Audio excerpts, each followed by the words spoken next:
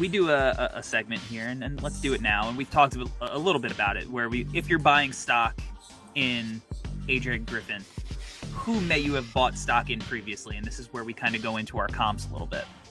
Another guy I kind of thought of, who I think like his developmental arc could be a little bit similar, is Jaylen Brown, who I think went third as well in his draft.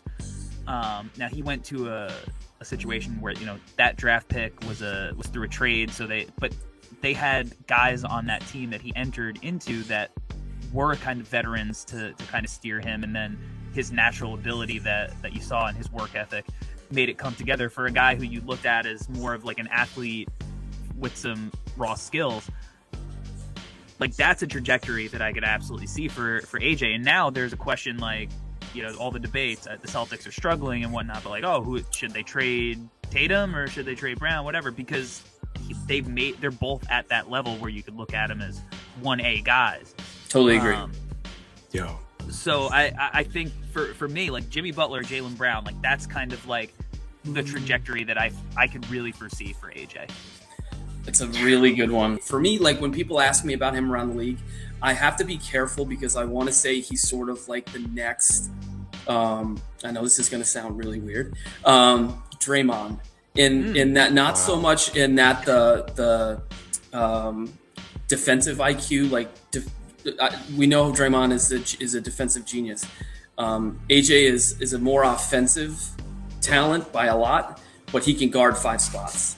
And he gives your team this modern versatility, those killer lineups, those death lineups that right away he's going to come in and really allow you to be small, but in a big way, right? Yeah. Like you can stretch the floor with your 5. Him, maybe, I don't know if he can play the 5, but he can certainly guard 5s and switching and all that stuff. So when I say sort of the Draymond, it's the versatility of what he can do.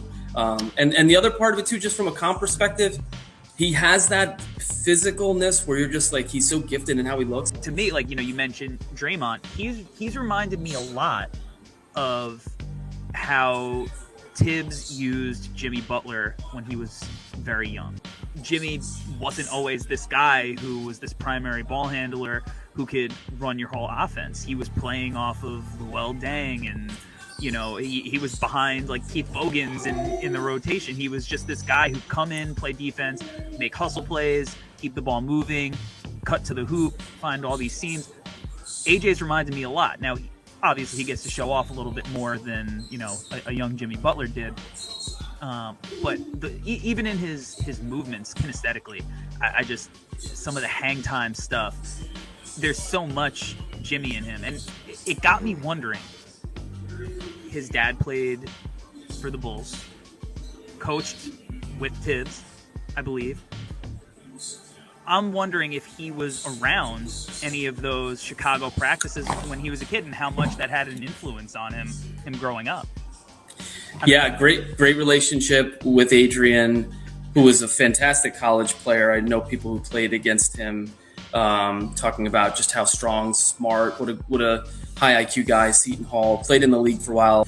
So connecting the dots there with Chicago and Tibbs and Adrian, to me is he has been built for the NBA game. There's no question.